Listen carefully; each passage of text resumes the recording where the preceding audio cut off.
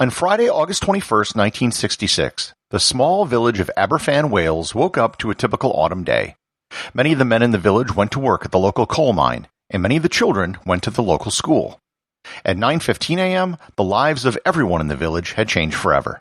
The village suffered one of the worst industrial accidents in British history. Learn more about the Aberfan disaster, its causes, and its aftermath on this episode of Everything Everywhere Daily.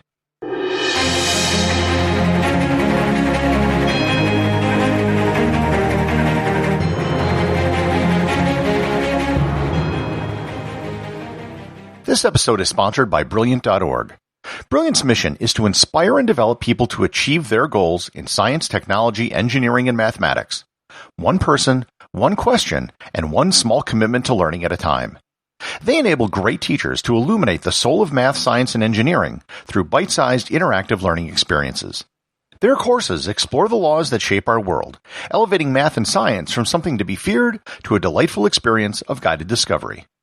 If you're interested in learning more about any STEM subject, go to everything-everywhere.com/brilliant.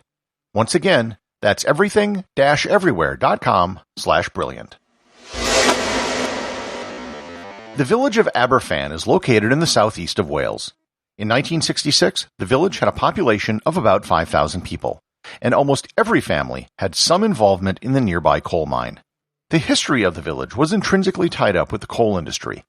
In 1869, the Merthyr Vale Colliery was established, which was the basis of the founding of the village. And for those who are not familiar with the word, a colliery is a British term for a coal mine and its associated buildings. The primary mine complex was actually located at the top of a mountain overlooking the village and the rest of the valley. The coal mine, along with all the other coal mines in the country, were nationalized in 1947 and were controlled by the British National Coal Board, or NCB. The origins of the disaster began with a relatively normal part of most coal mines, a spoil tip. A spoil tip goes by several different names, but it's basically a giant pile of residual waste from the mining process. In this case, all of the stuff that wasn't coal would be put on a giant pile outside the mine. In Aberfan, there were 7 spoil tips at the site, and the one in question was tip number 7, which was started in 1958, 8 years earlier. It had reached a height of 111 feet or 34 meters, and it contained approximately 297,000 cubic yards or 227,000 cubic meters of material. This, in and of itself, wasn't controversial. Most mines have such a pile, and they usually are only dangerous if someone's climbing on it. In this case, however, there were several problems. For starters, the pile was located on a mountain slope overlooking the village below. Second, the pile was built on top of a natural spring. That meant there was a steady stream of water coming out from the bottom of the pile, and that the ground below the pile was perpetually soft and wet. Finally, the area around Aberfan was one of above-average rainfall. In October 1966, there had been 110 millimeters or 6.5 inches of rain, and half of that came in just the last week. This was the state of things on the morning of Friday, October 21st. A giant pile of mining waste material stood over the town on wet ground, and the whole thing had become soaked in rain. The evening before the disaster, the pile of debris had actually dropped by 10 feet, the height of a basketball hoop. The rails which brought material to the pile had fallen into a sinkhole. This was discovered at 7:30 a.m., and attention to the activity was brought to the supervisor on site. He decided that work on the pile for the day would halt until they could determine a new place for the mining debris. Down below in the village, the day began with adults going to work or going shopping, and children going to school. In particular, students were just starting to arrive at Pantglas Junior School. At 9:15 a.m., the bottom of the spoil tip gave out, and the entire water-soaked mass of debris began rushing down the mountain towards the town below. The debris flowed down the mountainside at a top speed of 20 miles per hour, with a wave estimated to be between 20 to 30 feet or 6 to 9 meters high. The debris slammed into the houses and buildings in the village, demolishing everything in its path. The buildings that weren't demolished were filled with a black, wet mass of sludge and rubble. The Pantglas Junior School was directly in the flow which came down the mountain.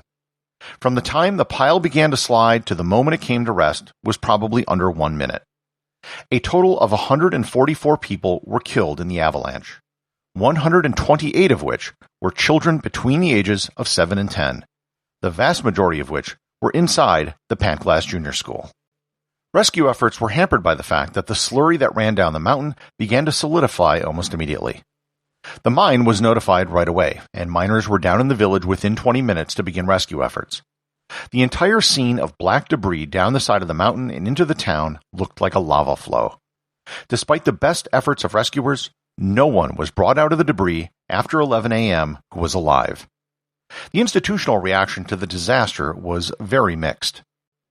The head of the National Coal Board, Lord Robbins, decided not to visit Aberfan, and instead went to a ceremony to get invested as a chancellor of a university. His staff then lied to one of the Welsh members of Parliament, saying that he was on the site directing relief efforts.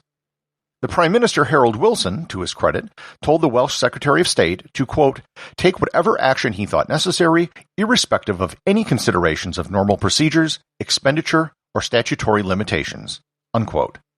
Wilson arrived that evening to call for an inquiry into the cause of the disaster. 111 bodies were recovered by the next morning. The Duke of Edinburgh, Prince Philip, showed up to meet with rescuers and to console families. That evening, Lord Robin finally showed up and told the media that the NCB, quote, would not seek to hide behind any legal loophole or make any legal quibble about responsibility, end quote. However, the very next day, Sunday, Lord Robin and the National Coal Board were already beginning to deny responsibility. He was now saying, quote, I wouldn't have thought myself that anyone would know that there was a spring deep in the heart of a mountain, any more than I could tell you that there's one under our feet where we are now. If you're asking me, did any of my people on the spot know that there was this spring water, then the answer is no. They couldn't possibly know, end quote. This was, of course, not true. More on that in a bit. Over the next week, funerals began for the victims. On October 27th, there was a mass funeral for 81 children. People began questioning the absence of the Queen, who finally showed up on October 28th. She has subsequently said that not going to Aberfan immediately has been her biggest regret as Queen. A tribunal to determine the cause of the disaster was begun even before all the bodies were buried. 136 witnesses testified over 76 days. And along every step of the way, the National Coal Board did everything in their power to resist having the blame pointed at them. It turned out that it was a well-known fact that there was a spring under the tip, and that 3 years earlier residents of the village brought this to the attention of the Coal Board. However, they were told to let the subject rest, or threatened to close the mine. The tribunal closed in April of 1967, and concluded, quote, blame for the disaster rests upon the National Coal Board. This blame is shared, though in varying degree, among the National Coal Board headquarters, the Southwestern Divisional Board, and certain individuals. Legal liability of the National Coal Board to pay compensation for the personal injuries, fatal and otherwise, and property damage is uncontestable and uncontested, end quote. The Coal Board, however, did everything they could to resist. The cost of cleaning up the debris in the village had to come from donations to a disaster relief fund, not from the Coal Board. Likewise, each family with a child that died had to prove to the Coal Board that they were close to their child in order to get £500 in compensation for mental suffering. 30 years after the incident, documents from the Coal Board became available to the public, and an academic study was conducted on the disaster. They concluded that the National Coal Board was monstrously insensitive, at fault, and engaged in a cover-up to avoid blame. The Coal Board mostly put their safety efforts in the mines and neglected safety on the surface.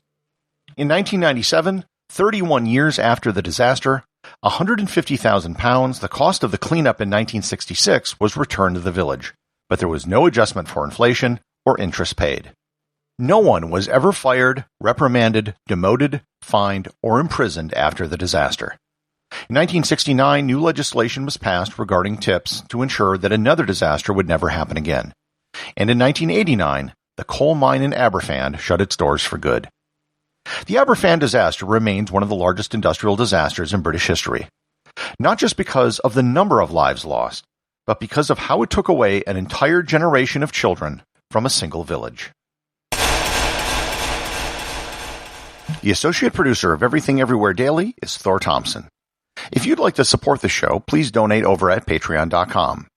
There is content only available to supporters, merchandise, and even opportunities for a show producer credit. If you know someone you think would enjoy the show, please share it with them. Also remember, if you leave a 5-star review, I'll read your review on the show.